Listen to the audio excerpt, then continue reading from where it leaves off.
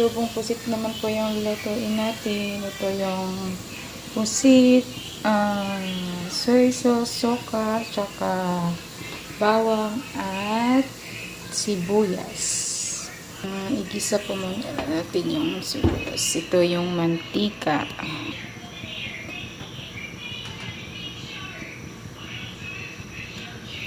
Mga 1 tablespoon. Inuna ko muna yung sibuyas kasi yung bawang is madali kasi siyang masunog. Dapat hindi sunog yung bawang natin pag nagigisa tayo para hindi siya mapait. Ilagay na natin ang ating pusit.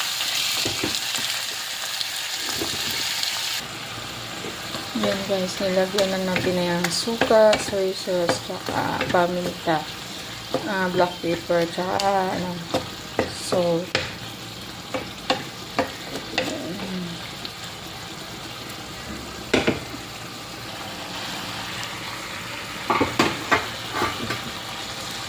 Yan na nga guys ang ating adobong pusit. Ready to serve. Kunti lang kasi dalawa lang naman kami kakain.